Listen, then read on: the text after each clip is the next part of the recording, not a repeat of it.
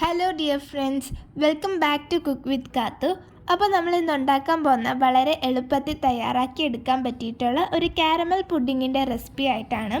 വളരെയധികം സോഫ്റ്റ്, നാവിലിട്ട് അലിഞ്ഞു പോകുന്ന ഒരു കാരമൽ പുഡിങ്ങിൻ്റെ റെസിപ്പിയാണ്. അപ്പോൾ നമുക്ക് കാരമൽ പുഡിംഗ് എങ്ങനെ ഉണ്ടാക്കാം എന്ന് നോക്കാം. ആദ്യം ഒരു പാനിലേക്ക് 3 ടേബിൾ സ്പൂൺ പഞ്ചസാര ഇട്ട് കൊടുക്കണം. അതൊന്ന് കാരമലൈസ്ഡ് ആയി കിട്ടാൻ വേണ്ടിയിട്ടാണ്. ഇനി ഇതിലേക്ക് 1 ടേബിൾ സ്പൂൺ വെള്ളം ഒഴിച്ചു കൊടുക്കണം. വെള്ളം ഒരിക്കലും ഒഴിക്കുമ്പോൾ കൂടി പോകരുത്, 1 ടേബിൾ സ്പൂണേ ഒഴിക്കാവൂ. ഇതാദ്യം ഒഴിക്കുമ്പോൾ ഒരു ലൂസായിട്ട് വരും നമ്മൾ വെള്ളം ഒഴിക്കുമ്പോൾ. പിന്നെ അതിന് ശേഷം ഒന്ന് തിക്കായതിന് ശേഷം ഒരു കാരമലിൻ്റെ കളറിലേക്ക് വരും. ഇപ്പം കണ്ടില്ലേ, പിന്നെ ഒന്ന് ലൂസായി കിട്ടിയിട്ടുണ്ട്. ഇനി ഇതൊരു ഗോൾഡൻ ബ്രൗൺ കളർ വരുന്നതുവരെ ചെയ്തെടുക്കണം. അപ്പം ഞാൻ ഇവിടെ മീഡിയം ഫ്ലെയിമിൽ വെച്ചിട്ടാണ് ചെയ്തെടുത്തിട്ടുള്ളത്. അങ്ങനെ വരുമ്പോൾ ഇനി നമ്മളൊരു ബട്ടർ തേച്ച ഒരു പാത്രത്തിലേക്ക് ഇത് ഒഴിച്ചു കൊടുക്കാം. ആ ചൂടോടെ തന്നെ ഒഴിക്കണം, അല്ലെങ്കിൽ തിക്കായി പോവും. ഇനി അതേ പാനിൽ തന്നെ ഒരു 1/2 ലിറ്റർ പാലെടുത്തിട്ടുണ്ട്. അതൊന്നിലേക്ക് 5 ടേബിൾ സ്പൂൺ പഞ്ചസാര ഇട്ട് കൊടുക്കാം. ഇനി നമുക്ക് നന്നായിട്ടൊന്ന് മിക്സാക്കി കൊടുക്കാം. ഇനി ഇതിലേക്ക് 1 ടേബിൾ സ്പൂൺ ബട്ടറാണ് ഞാൻ ഇവിടെ എടുത്തിട്ടുള്ളത്. ബട്ടർ നമുക്ക് മുന്നേ വേണമെങ്കിൽ ആദ്യമേ പാനിലേക്ക് ഇട്ട് കൊടുക്കാം. അതിന് ശേഷം പാലും പഞ്ചസാരയും ഇടാം. ഞാൻ ഇപ്പോൾ ഇവിടെ ഇട്ടെന്നേ ഉള്ളൂ. ഇനി അതും ചേർത്ത് നന്നായിട്ടൊന്ന് മിക്സ് ആക്കിയതിന് ശേഷം ഒരു 3 ടേബിൾ സ്പൂൺ റവയാണ് ഞാൻ ഇവിടെ ഇടുന്നത്. അതും ചേർത്ത് നന്നായിട്ടൊന്ന് മിക്സാക്കി നമുക്കിതിനെ ഒന്ന് തിളപ്പിച്ചെടുക്കണം. അപ്പോൾ നന്നായിട്ടൊന്ന് തിളച്ച് കിട്ടിയിട്ടുണ്ട്. നന്നായിട്ടൊന്ന് മിക്സാക്കി കൊടുക്കുക. ഇത് കുറച്ചും കൂടി ഒന്ന് തിക്കായി വരണം, അപ്പോഴേ കറക്റ്റ് പാകമാകത്തുള്ളൂ. ഇപ്പോൾ ഇത് തിളച്ച് വരുന്നുണ്ട്. അപ്പോൾ ഇത് മതി, ഇതാണ് കറക്റ്റ് പാകം എന്ന് പറഞ്ഞാൽ.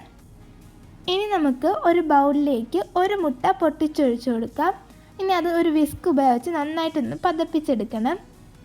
കണ്ടില്ലേ, ഇതേപോലെ കിട്ടിയിട്ടുണ്ട്. ഇനി അതിലേക്ക് 1 ടീസ്പൂൺ വാനില എസൻസ് ഒഴിച്ച് നന്നായിട്ടൊന്ന് മിക്സാക്കി കൊടുക്കണം.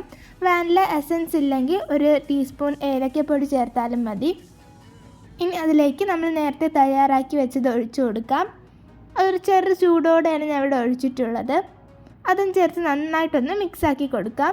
ഞാൻ ഇവിടെ ഒരു വിസ്ക് ഉപയോഗിച്ചാണ് ചെയ്യുന്നത്. ഇത് വേണമെങ്കിൽ നമുക്ക് മിക്സിയിലും ചെയ്തെടുക്കാം.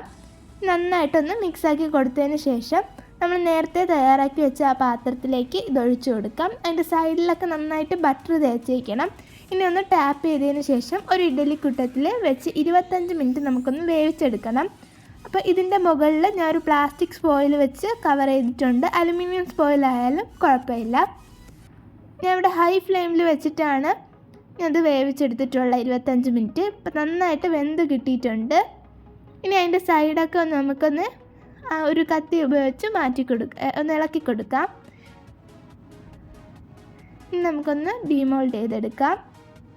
കണ്ടില്ലേ, നന്നായിട്ട് കിട്ടിയിട്ടുണ്ട്. നമുക്കിത് ഏത് ഷേപ്പിൽ വേണമെങ്കിലും ഉണ്ടാക്കിയെടുക്കാം. ഞാനിപ്പോൾ ഇവിടെ റൗണ്ടിൽ ഉണ്ടാക്കിയെന്നേ ഉള്ളൂ. നമുക്ക് ഏത് ഷേപ്പ് വേണമെങ്കിലും ചെയ്യാം. ഞാനിപ്പോൾ അതിൻ്റെ സൈഡൊക്കെ ഒന്ന് കട്ട് ചെയ്തതിന് ശേഷം ഒരു റെക്റ്റാങ്കിൾ ഷേപ്പിൽ ഞാനൊന്ന് കട്ട് ചെയ്ത് കൊടുക്കുന്നുണ്ട്. ഞാനിപ്പോൾ ഇവിടെ റൗണ്ട് ഷേപ്പ് എടുത്തതന്നേ ഉള്ളൂ.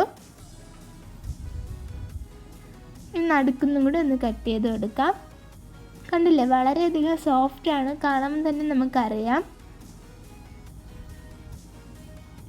അപ്പോൾ ഈ റെസിപ്പി എല്ലാവരും ട്രൈ ചെയ്ത് നോക്കുക.